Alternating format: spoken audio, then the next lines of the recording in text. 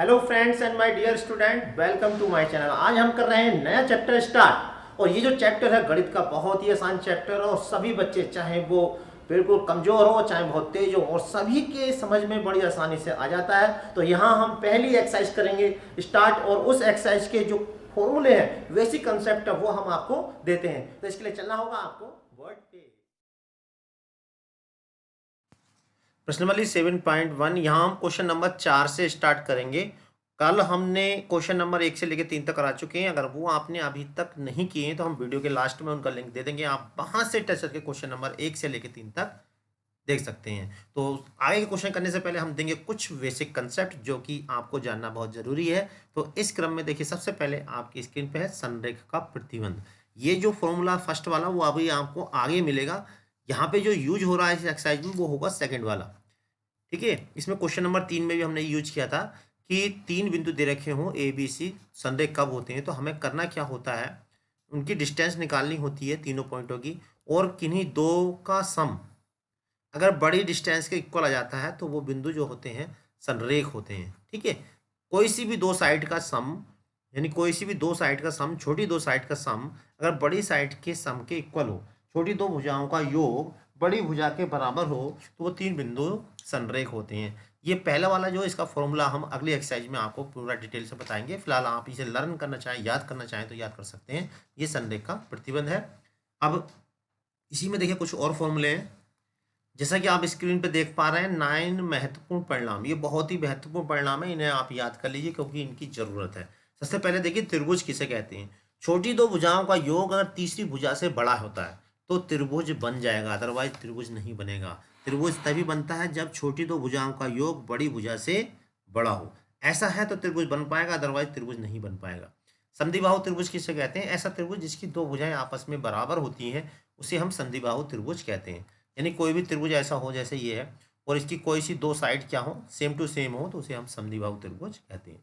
समकोण त्रिभुज किसे कहते हैं, देखिए एक कोण 90 अंश का हो, ठीक है, तो उसे हम समकोण त्रिभुज कहते हैं।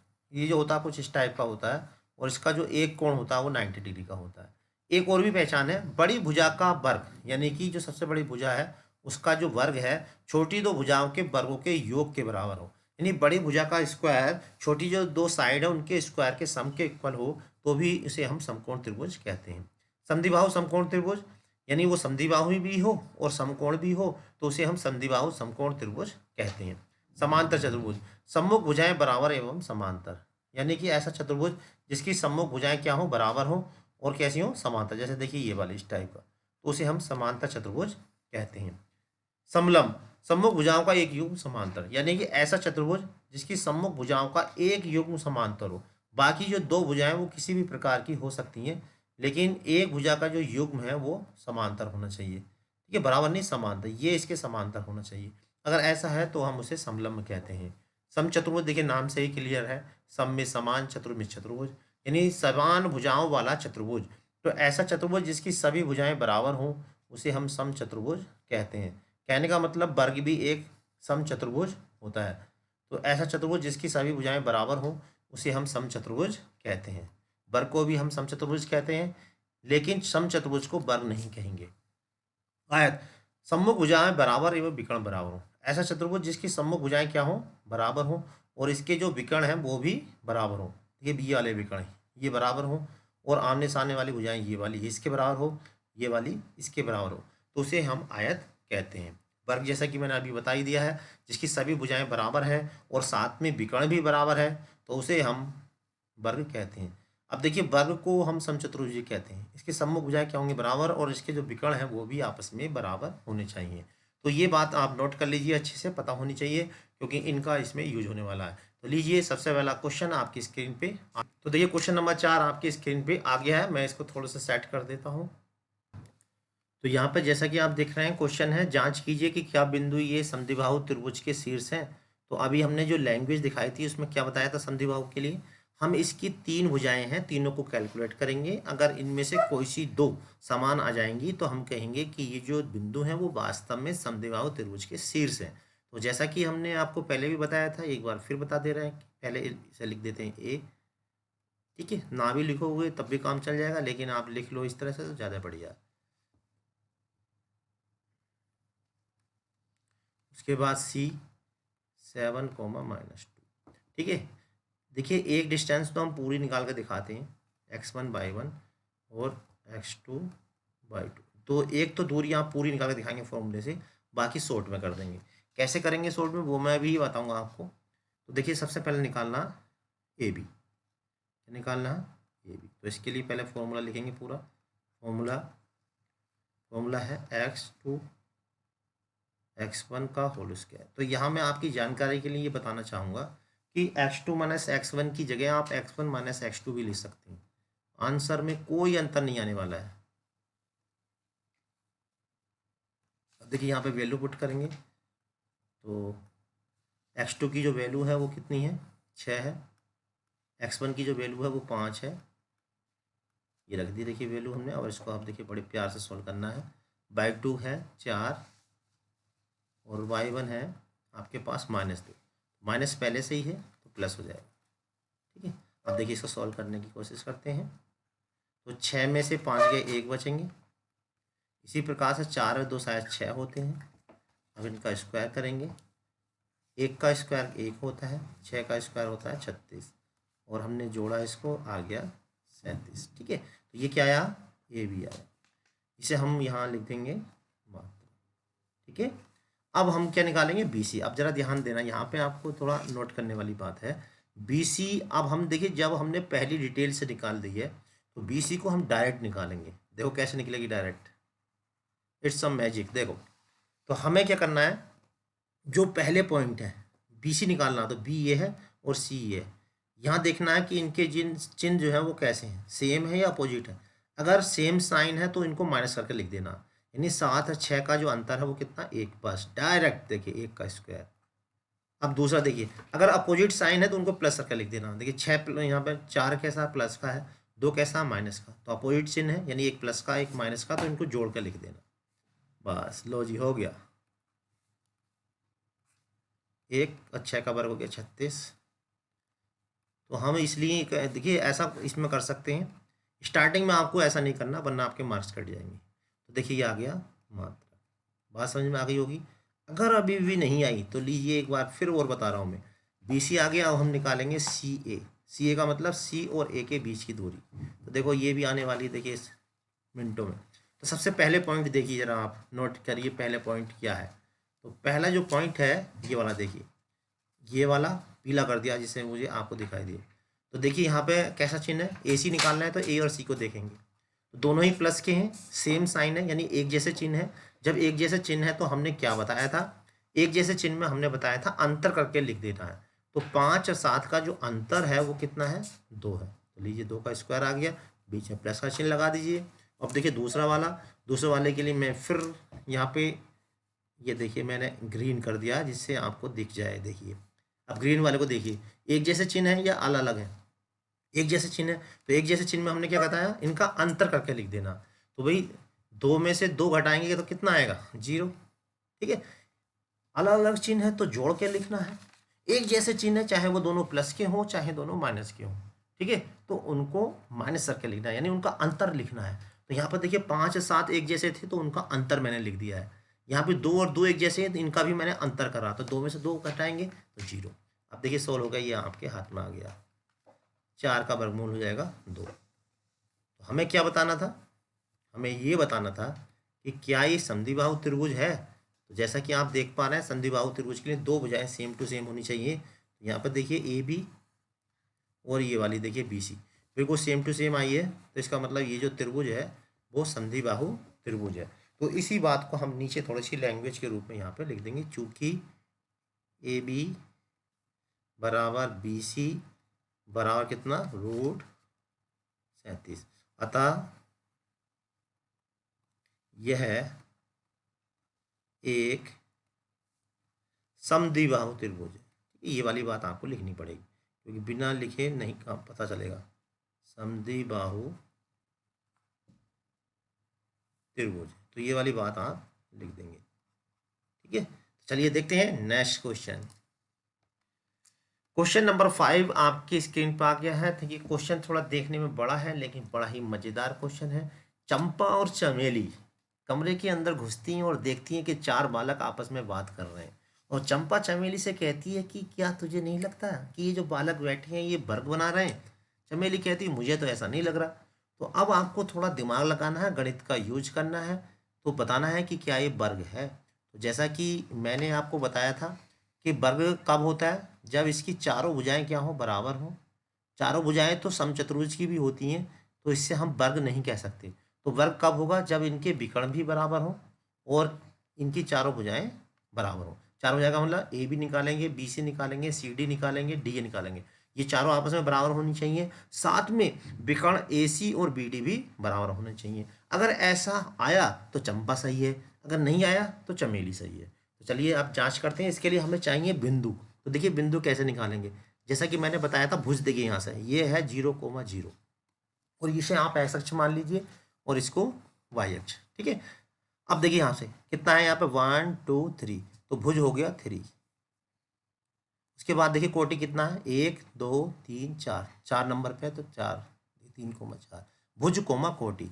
ऐसे डी के निर्देशांक निकालेंगे। भुज कितनी है देखिए कितना, 1 2 3 4 5 6, तो ये भुज हो गया इसका 6। और कोटि कितनी है इसकी 1। ऐसे सी पे आ जाते हैं। देखिए सी के कोऑर्डिनेट कैसे निकालेंगे। भुज देखिए यहाँ पे कितना 9, भुज का मतलब एक्स अक्ष। और कोटि बाई, बाई कितनी है यहाँ पे देखिए 1 2 3 और ये 4, कोटि हो गई इसकी 4। इसी तरह अब आ जाते हैं हम बी पे। तो बी पे देखिए भुज कितना है, हाँ यस 1 2 3 4 5 6, भुज हो गया 6। कोटि कितनी है, कोटि है यहाँ तक गिनिए देखिए 7। देखिए ये हमने पॉइंट निकाल लिए। अब हमें क्या निकालनी है, डिस्टेंस। तो डिस्टेंस निकालनी मैंने आपको सिखा रखी है। तो मैं यहाँ पे एक डिस्टेंस तो पूरी डिटेल से दिखाऊंगा, बाकी दूसरी में शॉर्ट लगा दूंगा जैसा कि मैंने आपको सिखा दिया है। ठीक है। तो पहले मैं डिटेल वाली कर देता हूँ। देखिए तो पहले मैं निकालूंगा ए बी डिस्टेंस। देखिए ए मैंने लिखा यहाँ पे कितना है 3,4 और बी लिखा, बी है 6,7, यानी भुज है 6 और कोटि है 7। अब इसे क्या करेंगे हम, इसे करेंगे हम यहाँ पे x1 y1 और इसको x2 y2। ठीक है। अब यहाँ फॉर्मूला लिखेंगे पहले, A B is equal to क्या है फॉर्मूला, भुजों का अंतर यानी कि x2 माइनस x1 का square plus y2 minus y1 का स्क्वायर। ठीक है। अब इसको सॉल्व करेंगे। देखिए x2 कितना है, x2 है हमारे पास 6 और x1 है 3 और स्क्वायर है, देखिए स्क्वायर लगा दिया। बिल्कुल ऐसे ही y2 कितना है हमारे पास 7 है, y1 है 4। अब हम इसको सॉल्व करेंगे। देखिए सॉल्व करने के बाद 6 में से 3 गए 3, 3 का स्क्वायर, 7 में से 4 गए 3, 3 का। अब इसका वर्ग करेंगे, 3 का वर्ग होता है 9, 3 3 9 और 16 का आ गया। 9 और 9 कितने होते हैं भाई 18, ये आ गया मात्रक। ठीक है। अब देखिए ये आ गया हमारा कौन क्या आ गया, ए बी आ गई। अब हम उसके बाद निकालेंगे बी सी। क्या निकालेंगे हम इसके बाद बी सी। तो जैसा कि मैंने बताया था कि हम शॉर्ट में निकालेंगे। देखिए कैसे निकलेगा, देखिए ये निकल गया आपके हाथ में बिल्कुल शॉर्ट में जैसे कि पहले बताया था। बस जवाब पहले निकालना नहीं आया तो एक बार और ध्यान दे दीजिए। बी सी, तो पहले देखिए भुज, भुज का देखिए कैसे एक जैसे चिन्ह है तो बस अंतर कर देना। 9 और 6 का अंतर कितना हो गया 3, लो जी प्लस का निशान लगाओ। 4 और 7 का अंतर कितना हो गया 3, अंतर का मतलब माइनस करना। एक जैसे चिन्ह है तो फिर घटा कर लिख दो और देखो आंसर आपके सामने आ रहा। 3 का वर्ग 9, 3 का वर्ग 9 और ये आ गया 18। अरे अब आपके बात समझ में आ गई होगी। ठीक है। ए बी निकाल दिया हमने, बी सी निकाल दिया, बिल्कुल इसी प्रकार आप निकालेंगे सी डी और डी ए। तो मैं नेक्स्ट पेज पर आ रहा हूँ, आप इसको सॉल्व करिए। तो देखिए चित्र में हमने ए बी और बी सी निकाल चुके हैं, अब हम निकालेंगे सी डी। ठीक है। तो तरीका मैंने बता दिया है, नहीं समझ में आया तो लीजिए एक और मौका। सी डी कैसे निकालना है, भुजों का अंतर, बस एक्स वाले पॉइंट देखिए आप। एक्स वाला पॉइंट क्या है, यहाँ पे 9 है और यहाँ पर है 6। 9 और 6 का अंतर कितना होता है 3। ठीक है। बस अंतर करके लिख दीजिए। यहाँ पर 4 है, यहाँ पे 1 है, 4 और 1 का अंतर होता है 3। बस ये काम करना है आपको। पहला वाला पोर्शन आपको पूरा सोल्व करके दिखाना है, बाकी आपको शॉर्ट लगा देना। ये तरीका है सॉल्व करने का। तो ये हो गया 18 मात्र। अब उसके बाद निकालेंगे हम डी ए। देखो डी ए भी ऐसे निकालेंगे, तरीका आपको बता दिया है। एक्स वाले पॉइंट देखिए 3 और 6, 3 और 6 का अंतर कितना हो गया 3, तो 3 का स्क्वायर आ गया। उसके बाद देखिए 4 और 1, 4 1 का अंतर कितना हो गया 3, इसका स्क्वायर हमने सॉल्व किया, 3 तिया 9, 3 तिया 9, 16 का आ गया 18। तो देखिए क्या इतना करने से वर्ग हो गया? अभी इतना करने से केवल ये प्रूफ हुआ ये समचतुर्भुज है, वर्ग नहीं हुआ। वर्ग के लिए हमें इसके विकर्ण निकालने पड़ेंगे। क्या निकालने पड़ेंगे हमें? इसके विकर्ण। अंग्रेजी में बोलते हैं इनको डायगोनल। क्या बोलते हैं अंग्रेजी में इनको? डायगोनल। हम निकालेंगे ए सी। डायगोनल आपस में बराबर आने चाहिए। देखिए इसको भी मैं शॉर्ट में कर दूंगा। देखिए अंतर देखिए, यहाँ पे 9 है, यहाँ पे 3 है, 9 और 3 का अंतर कितना हो गया 6, ऐसे करके। यहाँ पे 4 है, यहाँ पे 4 है, 4 और 4 का अंतर कितना हो जाएगा 0। सॉल्व करेंगे देखिए कितना आया 6 36, और 36 का वर्गमूल हो गया 6। अब यहाँ पर निकालेंगे हम बी सी के बाद बी डी निकालेंगे, बी डी। तो बी डी को भी देखिए शॉर्ट में निकालेंगे। बी डी कितना हुआ, भुजों का 6 में से 6, 6 6 का अंतर कितना हो गया 0। उसके बाद जो देखिए कोटियों का अंतर लेंगे, 7 में से 1 गए 6, और ये हो जाएगा 36, और आ गया 6 मात्रा। तो यहाँ पर जरा ध्यान देंगे, यहाँ लिखेंगे देखिए, यहाँ पर जबरदस्त लाइन लिखनी है हमें, चूँकि क्या लिखना, ए बी बराबर बी सी बराबर सी डी बराबर डी ए, और बराबर कितना आया √18, तथा विकर्ण,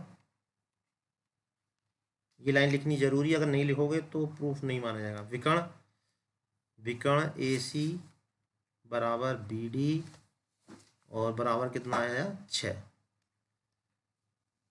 अतः ये एक वर्ग है। तो मैं नीला वाला डिलीट करके यहाँ पर लैंग्वेज लिख देता हूँ।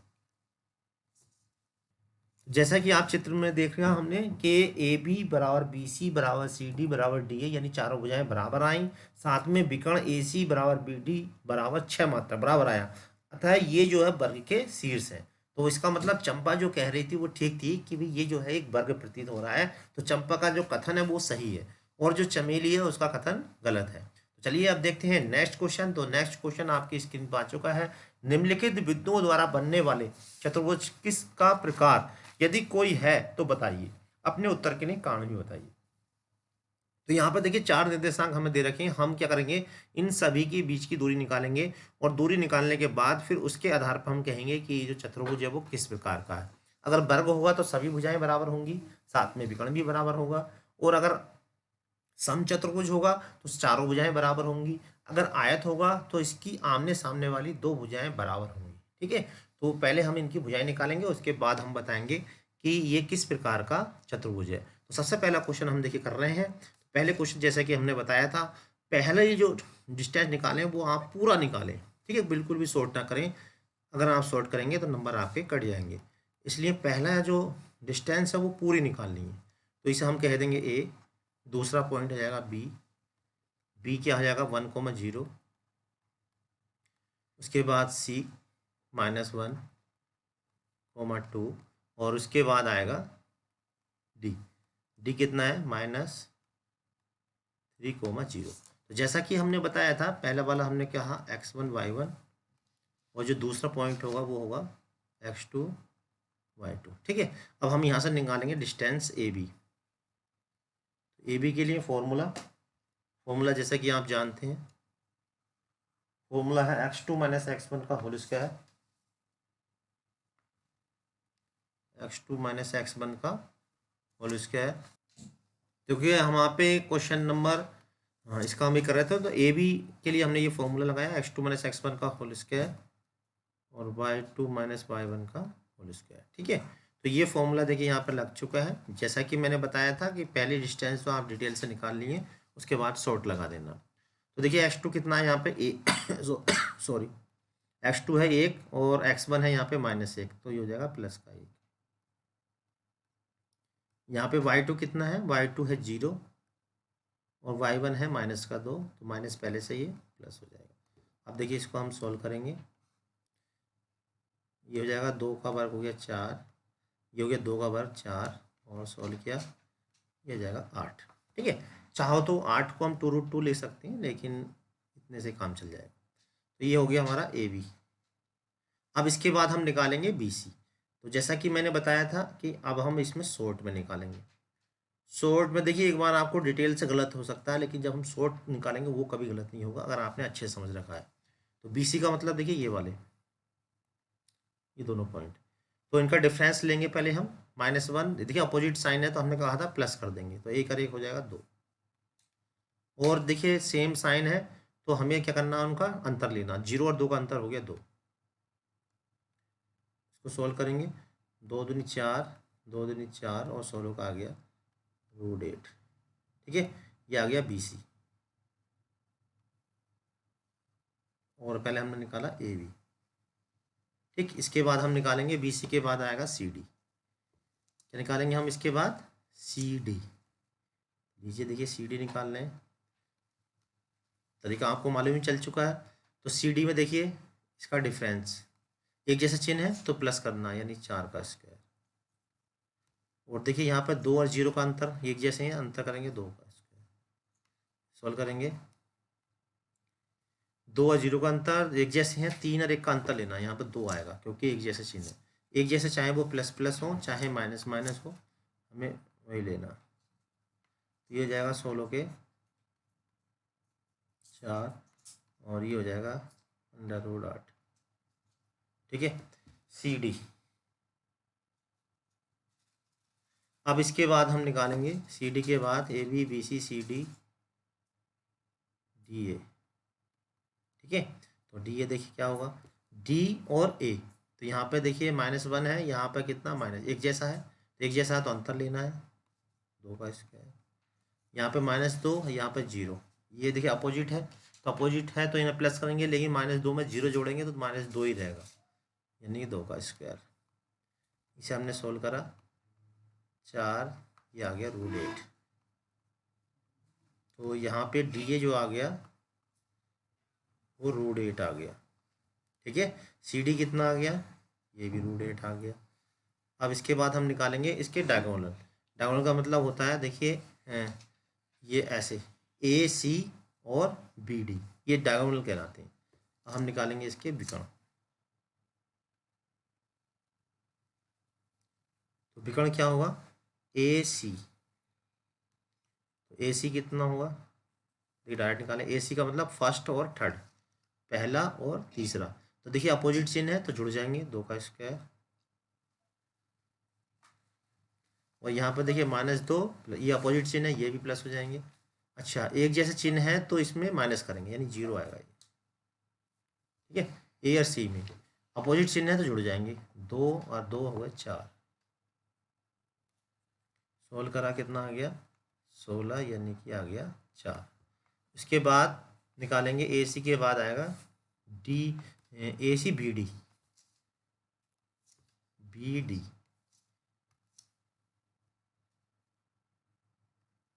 तो देखिए BD। तो आप देखिए फर्स्ट और यहाँ पर देखिए ये वाला अपोजिट चिन्ह है तो हमने क्या करना था, प्लस करना कर देना। और ये भी देखिए एक जैसे चिन्ह है तो माइनस कर देना, तो 0 ही रहेगा। 16 का आ गया 16, यानी कि 4। तो यहाँ पर देखिए चूंकि AB बिल्कुल वही क्वेश्चन है जो अभी हमने किया था चंपा चमेली वाला। AB = BC = CD = DA। कितना आया है, √18। तथा विकर्ण AC = BD = 4। अतः ये वर्ग के शीर्ष हैं, ये लिख लेंगे, ये वर्ग के शीर्ष हैं, वर्ग के शीर्ष। तो देखिए इस तरह से ये क्वेश्चन कर सकते हैं। तो जैसा अब हमने फर्स्ट कर दिया, अब इसी तरह से आपको सेकंड करना और थर्ड करना। तो सभी डिस्टेंस निकालेंगे हम इनकी। ठीक है, उसके बाद जैसे वर्ग होता तो कंडीशन है, सबकी अलग अलग कंडीशन है। आयत में क्या होनी चाहिए, अपोजिट साइड इक्वल होनी चाहिए और विकर्ण इक्वल होनी चाहिए। ठीक, और स्क्वायर जो समचतुर्भुज होता है उसकी सभी भुजाएं बराबर होनी चाहिए। एक होता है समांतर चतुर्भुज, समांतर चतुर्भुज में आमने सामने की भुजाएं बराबर होती हैं। ठीक है, विकर्ण अलग अलग होता है।